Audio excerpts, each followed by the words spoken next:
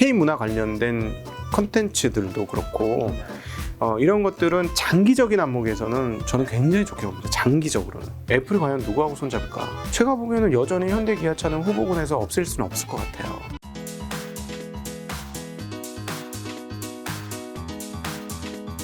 아까 전에 이제 9월 달부터 증시가 좀 좋아질 것 같다라는 이제 식으로 얘기해 주셨는데, 그러면 지금 7, 8월 달에는 어떻게 좀 대비를 하고 있어야 될까요? 뭐 어떤 주식들을 좀 미리 매집을 좀 해놔야 될까요? 아니면 어떤 거 좀 정리를 해놔야 될까요?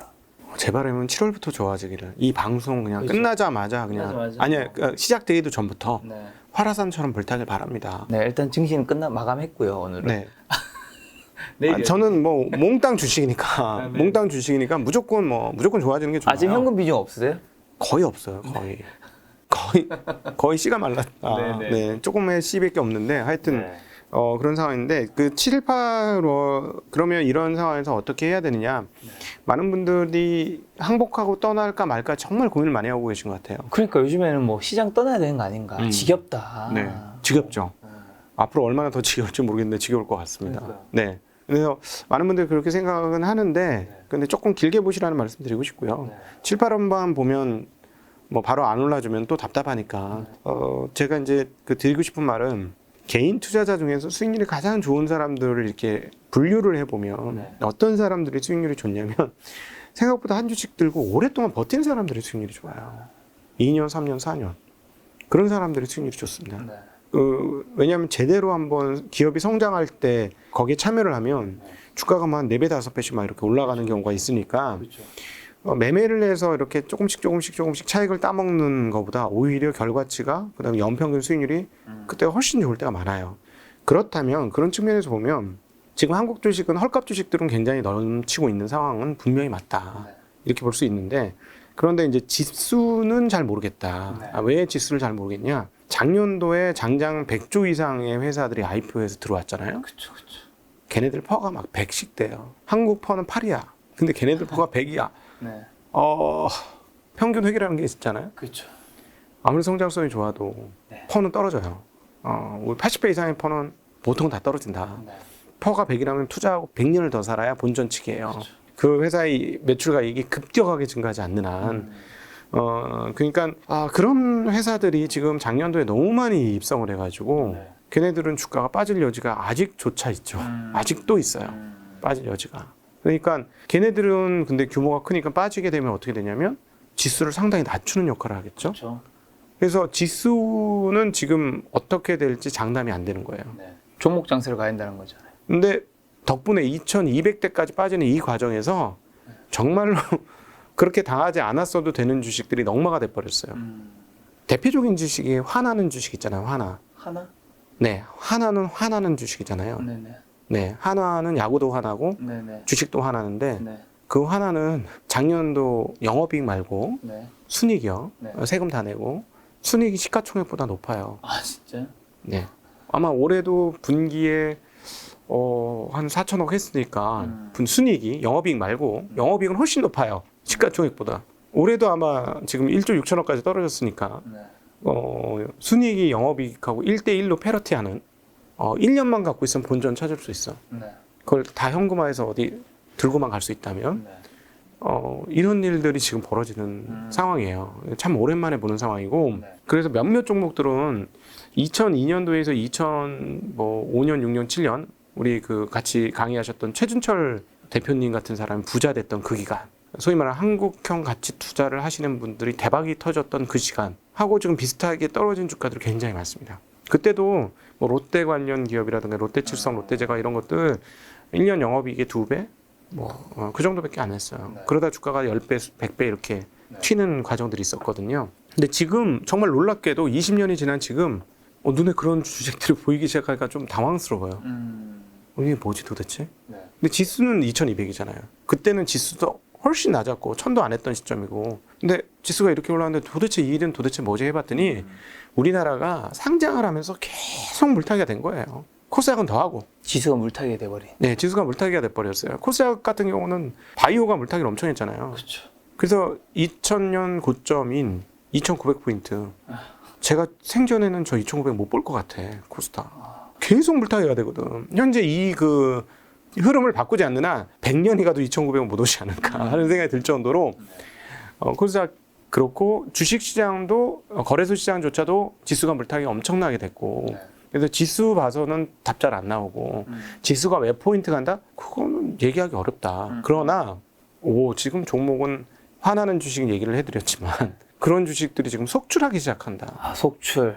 네. 어디서 좀 많이 속출하고 있나요? 일단 지금은 권해드리진 않습니다만 금융주 쪽에서 많아졌죠. 아, 금융주. 금융에서는 또 워낙 넓으니까 뭐 증권인가요? 은행이 배당률이 보통 지금 7, 8% 보통 됩니다. 보통 이런 적이 있었나요? 보통 7, 8%? 네, 보통이 7, 8%예요. 그다음에 증권주도 이제 한 7, 8% 보통이 이 정도 됐죠. 말도 안 되는 일들이 벌어지는 거고요. 증권주 같은 경우는 2016년 아주 장 나쁠 때 주가까지 떨어져 있어요. 저희가 보기에는 올해 2분기, 3분기 증권회사들 정말 실적 안 좋을 거거든요. 근데 적자는 아닐 거예요. 적자는 아닐 건데 실적은 나쁠 거라고 봐요. 왜냐하면 채권에서 깨지고 뭐 수수료도 감소하고 거래대금도 줄었으니까 뭐 3분기도 계속 그렇게 될 거고 그렇지만 2016년은 정말 장기 불황의 때였거든요. 주식시장이. 근데 그때가 떨어졌어요. 그러니까 굉장히 좀 놀랍도록 가격이 많이 떨어진 상태고 뭐 지주사는 얘기 안 하겠습니다. 네. 왜요? 아까 얘기했으니까? 지주사는 화가 나니까. 네. 힌트는 너무 많이 주신 것 같은데. 지주사는 다 그래요, 다. 네네. 지주사는 다 그렇습니다, 다. 진짜 웬만한 지주사는 다 그렇다. 이거는 그래서 만약에 힌트를 장기적인 힌트를 하나 내면 상법이 개정된다. 네. 개정 안 되겠지만 안 될 거라고 봅니다. 희망을 잃었어요, 그 부분에 대해서. 근데 상법이 개정돼서 혹시 이사회를 구성하는 이사들이 회사를 위해서도 일하지만 주주를 위해서도 일한다는 그 문구가 주주라는 문구가 거기 안 들어가 있다면서요? 네, 없죠. 그거로 바뀌는 상법 안 될 거라고 봅니다만 되면 그냥 지주사 투자해야 돼요. 5배, 10배 가야 돼요. 진짜 5배. 아니 어떻게 영업이익 1배도 아니고 순이익 1배, 세금 다 떼고 난 순이익 남은 돈만큼밖에 시가총액이 안 될 수가 있냐는 거지. 궁금한 게 자산 가치 빼고. 그만큼 싼 거잖아요. 네. 사람들은 근데 어쨌든 그만큼 싸도 안 사면 안 오르는 거잖아요. 그러니까. 왜 안 사요? 화가 나니까. 앞으로도 안 바뀔까 생각하니까 안 사는 거 아니에요? 그렇죠. 그러니까 상법 개정 안 되고 얘네들 대주도 잘 못 믿겠고 뭐 배당이나 많이 줘. 돈이 넘치면 배당이나 많이 주든가 하는데 배당도 많이 안 주고 그러니까 배당을 주면 뭐해 주가 떨어질 건데 뭐 이런 생각을 하니까 근데 조금 독특한 상황이긴 해요. 좀 지나칠 정도로 좀 상식적으로 아마 한 3, 4년 지나서 우리가 지금의 이때를 돌아보면 그게 말이 됐었어? 하는 얘기를 하게 될 것 같아요. 예, 좀 지나치죠. 지금 뭐 다 그래요. 지주사들은 모두가 다 그렇다. 그리고 금융주 또 딴 데도 있나요? 의류. 의류. 네, 의류 업체들 중에 몇몇 기업들은 또 비싼데 찾아보면 뭐 굉장히 의류 업체들 중에 싼 기업들이 또 꽤 많이 나오고 있습니다. 네. 그리고 이제 그 장기적으로는 의류 이야기가 나와서 드리고 싶은 말은 저하고 아주 가까운 사람이 K-팝 관련된 일을 하고 있어요. 네. 정말 가까우신가요? 정말 가깝죠. 네네네. 네. 누군지 알지만 말씀해 주세요. 네. 처음 듣는 거죠. 근데 이제 그 친구 활동하는 거를 제가 이렇게 봤더니 댓글에 이미 한국어 댓글이 별로 없어요. 한국어 댓글이 별로 없고 다 뭐 영어 또는 처음 보는 뭐 아랍어 같은 거. 아랍어, 뭐 동남아시아 쪽도 많이. 네, 동남아 뭐 별 희한한 것들이 막 일본어도 있고 뭐 이렇게 떠요. 그러니까 K-팝을 통해서 K-의류가 가는 건가요? K-팝이 확실히 K-한류가 지금 전해지는 주요한 그 핵심 코어고요. 막 공연을 가면 한국 공연보다 외국 공연이 더 중요해. 이제는 저희 나이 또래 때는 어렸을 때 그 청소년 잡지에 보면 뭐 인기 연예인 순위하면 전부 외국인이었어요. 요즘 나오는 탐 크루즈 이런 사람들이 있었고 뭐 이름도 모르시겠습니다. 소피 마르소라든가 이런 사람들. 저 압니다. 브룩실즈도 아세요? 소피 마르소가 프랑스 아니었나요? 네, 맞습니다. 유럽 다 브룩실즈도 알죠. 그럼 PBK. PBK인지 모르겠네요. 이게 미국 그 스타들이었어요. 근데 연식 생각보다 많이 되셨네. 네. 82년생. 그러시구나. 네. 젊은데. 브룩실즈가 또 한번 노출 영화 한번 출연한 적도 있잖아요. 저는 그런 거 여기까지만 하겠습니다. 네. 그걸로 떴죠. 그걸로 떴죠. PBK도 마찬가지. 네. 근데 어쨌든 얘네들에 따라서 한국 물품들이 다 잘 팔리는 흐름들이 보여요. 네. K-팝, 뭐 K-푸드. 그렇죠. 페이푸드, K푸드가 대표적이에요. 그렇죠. 네. 쉽게 살 수 있는 뭐 라면 같은 거? 그렇죠. 네, 그런 것들을 해외 싱가포르나 이런 데 있는 현지 교민들한테 얘기를 들어보면 옛날엔 일본 거를 많이 먹었는데 이제 진짜 한국 거를 많이 먹는다. 그러니까 의류도 그런 붐을 탈 수 있고 일부 그 이 K-팝 관련된 이 K-문화 관련된 컨텐츠들도 그렇고 이런 것들은 장기적인 안목에서는 저는 굉장히 좋게 봅니다. 장기적으로는. 근데 이제 가격이 좀 올랐잖아요. 가격이 오른 것들은 좀 잘 거르시고 왜냐하면 비싸게 잡으면 뭐 작년 연말에 엔터 잡았다가 올해 죽었지 않습니까? 그렇죠. 근데 이제 하도 많이 떨어져서 밸류에이션 값어치가 좀 있어지는 종목들이 있더라고요. 엔터에서도 뭐 S모 회사 이런 것들은 이 정도로 싸졌어? 괜찮네 이런 생각이 들 정도로 이런 애들은 멀티플에 조금 더 줘야 되겠죠. 평균 근처까지 떨어지면 가격이 많이 떨어졌다 이렇게 생각하시고 뭐 접근할 수 있을 것 같고요. 이런 쪽은 되게 굉장히 긍정적으로 장기적으로 보시면서 그것과 연관된 기업들은 잘 찾아보시면 도움이 되실 것 같아요. 그럼 말씀하신 K-푸드 관련된 식음료 쪽 섹터는요? 있어요. 네, 싼 것들이 있나요? 네 있죠. 네, 그쪽 싸죠. 네, 그쪽 쌉니다. 지금 잘 나가고 있는 오 무슨 회사 빼고 예, 거기는 싸진 않은데 거기도 근데 가격은 정말 많이 떨어져요. 옛날에 너무너무 비쌌거든요. 근데 요즘에 제가 그 식음료 쪽에서 오리온이 굉장히 뭔가 잘하고 있다는 얘기를 이리저리서 좀 들어요, 제가. 네. 그러니까 뭐 저- 러시아, 뭐 우크라이나 되면서 뭐 원래 떨어질 걸 생각했는데 네. 크게 떨어지지 않았고. 그게 과연 그래서 그 K-팝과 한류의 영향이 없을까 한번 생각해 봐야 된다는 거예요. 네네. 그래서 그것과 연관된 기업들은 앞으로 경기가 조금 나쁘더라도 소비가 된다라는 생각으로 보시면 될 것 같고 그럼 K 컨텐츠도 굉장히 좋은데 이 컨텐츠는 좀 문제가 뭐냐면 투자하기 좀 애매한 게 갑자기 하나 뜨면은 밸류에이션이 너무 팍 올라가니까 그렇죠. 찬스를 받다 밸류에이션이 떨어질 때가 있어요. 얼마 전에 또 밸류에이션이 뚝 떨어졌죠. 이럴 때를 잘 노리시는 게 필요하지 않을까. 저희들 입장은 뭐냐면 저희 같은 이제 투자자들은 먹는 것보다 안 다치는 게 중요하기 때문에 이렇게 말씀드리는 거예요. 그러니까 먹는 게 중요한 사람은 이게 좋으니까 그냥 사세요 이렇게 말할 수 있는데 저희는 가격이 조금이라도 오르면 다칠 거면 난 안 해. 그렇죠. 예, 이런 성향이 있거든요. 그러고도 다쳤지 않습니까? 네, 그렇죠. 이런 태도가 있음에도 불구하고 박살나게 다쳤어요. 그래도 남들보다 좀 덜 다친 거죠. 어떻게 보면. 쬐끔 덜 다쳤죠. 그러다 같이 다치는 상황이기 때문에 대신에 이제 저건 있죠. 올라올 때 빠르겠죠. 예, 올라올 땐 빠를 거라고 보고 있습니다. K 하면 또 요즘에 이제 유럽 시장에서도 K 자동차들이 워낙 그렇게 많이 팔린다고 들었는데 네. 현대차, 기아. 근데 지난 뭐 한 2달 전에 집에 출연하실 때는 현대차, 기아 뭐 이런 자동차 좋게 보셨는데 지금 뷰를 좀 바꾸시고 계신다고. 네, 굉장히 좋게 봤고 다행히 계속 근데 한 달 전쯤부터 이제 생각이 바뀌기 시작해서 김 작가 다음에 나오면 이 얘기 꼭 해야 되겠다라는 생각을 했는데 그때 자동차 너무 좋게 봤어요. 그리고 가능성 있어요, 여전히. 그리고 저는 여전히 어떤 생각도 하냐면 애플이 과연 누구하고 손잡을까? 애플이요? 네. 기아? 그건 모르겠고. 근데 저한테 물어본 줄 알았어요. 네. 그 한국 자동차하고 손을 잡으려다 말았잖아요. 네네네. 근데 그게 과연 끝났을까? 전 아직도 의문입니다. 중국 애들하고 손잡아서 할까? 중국 모르겠네요. 자동차에 대한 이해도가 좀 있어야 되고 예를 들자면 품질이나 완성도를 상당히 중요하게 여기는 애플이 그렇죠. 애플 그런 문화가 네. 있죠. 물론 전기차는 좀 만들기 쉬워요. 분명히 그렇긴 하지만 얘네들 타겟하면 당연히 테슬라를 넘어야지 하는 타겟을 당연히 잡겠죠. 시작하는 순간부터. 그리고 AP 소위 말하는 그 중앙 칩은 이미 좋아요. 이미 테슬라보다 훨씬 좋아요. 이제 근데 거기에다가 이제 프로그램을 어떻게 박을 것이냐, 자율주행이나 이런 걸 어떻게 박을 것이냐는 그들의 과제고 데이터가 없으니까 그건 시간이 걸릴 것이고 따라잡는데 당연히 그럼에도 불구하고 컴퓨팅 파워나 이런 것들은 절대 뒤질 애들이 아니고 그다음에 소프트웨어 알고리즘은 뭐 세계 최고의 회사니까 칩 제조 능력도 세계 최고죠. 정확한 칩 설계 능력. 누가 세계에서 칩을 제일 잘 설계할 것 같아 이제? 엔텔?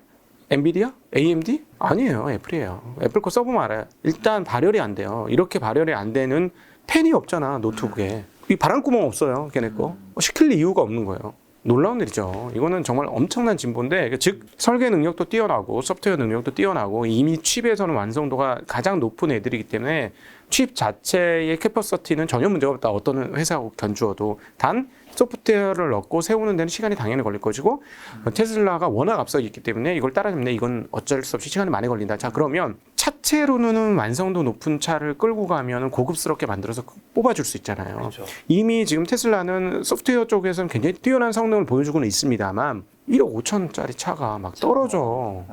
풍처럼 들린다면서요, 막. 아니 이렇게 뭐가 이렇게 떨어져 막 이렇게 벽에서 붙었다 떨어졌다 막 이런 일이 벌어져요. 네. 있을 수 있습니까? 1억 5천 이상 되는 차가? 그럼에도 불구하고 편의성이 워낙 좋기 때문에 사람들이 많이 타는 건데 이런 것들을 단박에 따라잡으려면 아무래도 차의 완성도가 있고 차에 대한 이해도가 높은 회사하고 싸게 만들 수 있는 능력이 있어야 되는데 제가 보기에는 여전히 현대 기아차는 후보군에서 없앨 수는 없을 것 같아요. 그런데 놀랍게도 현대와 기아차에서는 계속해서 공장을 만들겠다. 전기차 공장을 만들겠다 했어요.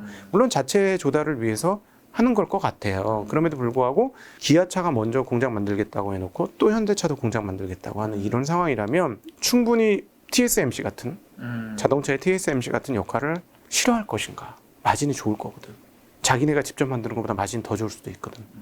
왜냐하면 제가 이제 그 애플 그 밸류체인 쫙 돌아다녀 보면 안드로이드 진영보다 마진 많이 줍니다. 부품 회사. LG노텍이 언제부터 떴나요? LG전자가 휴대폰을 안 만들면서부터 떴어요. 신기하지 않습니까? 네. 아니 애플로부터 더 많은 걸 봤거든. 그러니까 회사가 너무 좋아지잖아요. 마진이 좋거든.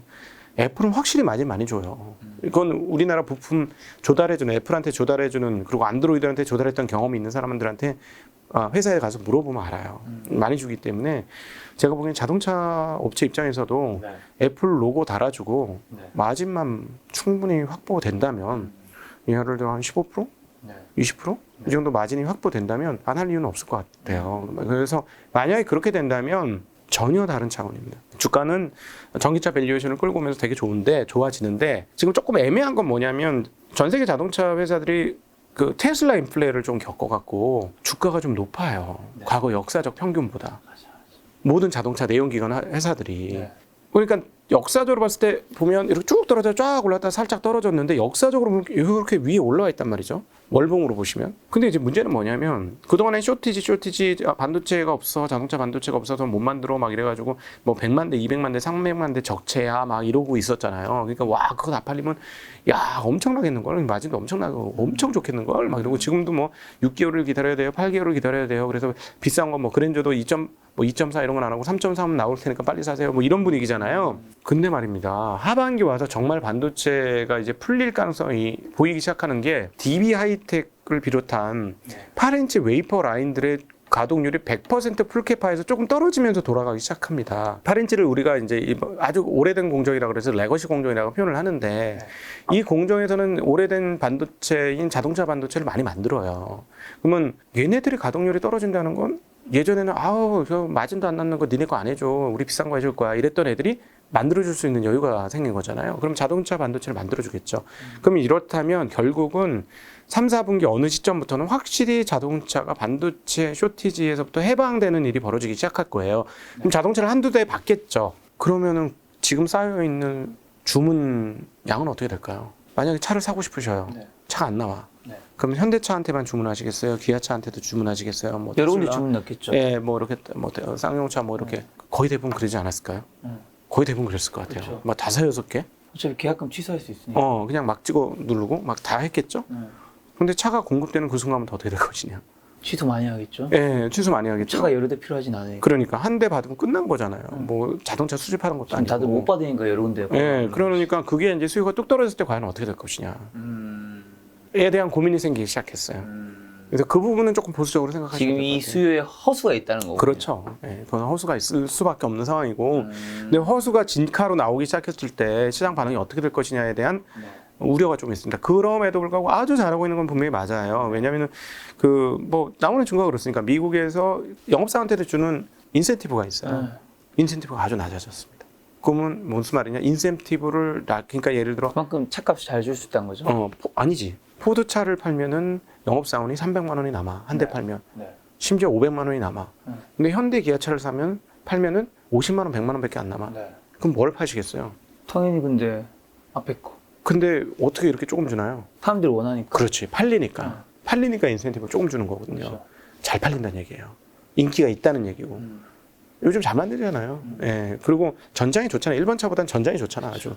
예. 한국이 뭐 하나 만드는 거 잘 만들어요. 예, 전장은 옛날부터 일본보다 좋았습니다. 근데 저는 이 부분에서는 한국이 장기적으로 한국 자동차들이 전기차 시대로 넘어가는 데는 굉장히 유리한 입지에 있을 것 같아요. 왜냐하면 한국의 그 소비자들의 그 까다로움, 진짜 자동차 욕 안 먹고 만들기 어렵습니다, 한국에서. 그렇죠. 맨날 다 자동차 전문가, 남자는.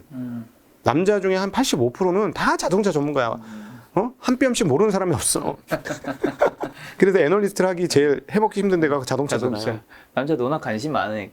그러니까 함부로 얘기했다가 융단 폭격 당하고 막 이러는데, 그런데 어찌되었건 이 까다로운 사람들을 상대로 장사를 잘해가면서 전장이나 이런 쪽을 굉장히 발전시켜서 이거는 전기차로 넘어가면 되게 유리한 환경이에요. 좋네요. 애플의 그 소프트웨어랑 현대기아의 이 하드웨어가 만나면. 마진도 좋으니까. 예. 저 애플 로고 만들어줄 수 있다고 봐요. 지전자님 말씀은 지금 현대차 기아는 단기적으로는 조금 안 좋은 것도 이제 하반기 있지만 진입되면서 좀 장기적으로는 네. 좋게 보시는. 나쁜 변수들이 생겼으니까 그 고민을 하셔야 되고, 그 다음에 밸류에이션이 싸지 않습니다. 다른 주식에 비해서. 근데 만약에 그러면 애플카가 나중에 어쨌든 나오긴 할 거잖아요. 네. 뭐 나올 것 같으니까 나왔을 때 뭐 다른 나라, 미국이든 유럽이든 어디나 딱 최종 확정을 한 거예요. 이제 네. 현대차 기아는 이제 가능성이 없는 거야. 딱 그게 뉴스가 확정됐어요. 네. 그럼 현대차 기아 주가는 그때부터는 좀 그러면 이제 실적대로 가는 거지. 딱 실적대로 가는 거 주가가. 예. 그럼 좀 주가는 근데 재밌는 파동은 없겠네요. 떨어지긴 네. 하고. 왜냐하면 지금 그 대형주 중에서 고점 대비 주가를 보면 사실 자동차 업종이 굉장히 들 떨어졌어요. 그렇죠. 잘 버텼죠. 예, 잘 버텨서 그런 게 있고, 그 다음에 이제 아까 말씀드렸던 테슬라 인플레이션이 좀 있었고, 그 다음에 이제 그 현대기아차는 장기적으로는 좋게 보는 거는 전기차에서 제일 잘할 수 있는 애들입니다. 왜냐하면 투자는 폭스바겐 더 했어요. 근데 애들이 미국에서 못 파네. 놀랍게도 ID3 이런 게 잘 안 팔려요. 어떻게 놀랍죠? 물론 폭스바겐 미국에서 원래 인기는 없었습니다만 미국에서 한국 차는 잘 팔아요. 예, 전기차를 잘 팔아요. 그러니까 저는 그래서 막 방송 나와서 하는 얘기가 뭐냐면, 아유, 돈 안 남아도 좋으니까 무조건 많이 만들어라. 무조건 많이 해요. 그럼 주식으로 먹는다. 진짜 테슬라 못 봤냐? 테슬라가 돈을 많이 남겨서 주가가 올랐느냐? 요즘에는 이제 많이 남죠. 그래서 매출, 총 이익률도 높고, 그다음에 영업이익률도 거의 한 18, 19% 되니까, 뭐 영업이익률이 높으니까, 그다음에 성장률이 좋으니까 이제 주가를 많이 받긴 하는 건데, 그럼에도 불구하고 저 주가는 단순히 매출과 이익으로는 설명이 안 되는 거잖아요. 미래 자동차에 대한 희망이 붙어 있는 거잖아요. 그러니까 현대차, 기아차도 여기서 전기차를 많이 만들어내서 뭐 잘 팔 수만 있으면, 잘 팔고 있으니까 현재처럼만 지금 잘해서 잘 팔게 된다면 프리미엄 받을 수 있어요, 주가로. 그래서 정 부회장님을 비롯한 자동차에 계신 분들은 주식으로 좀 한번 생각하셔라.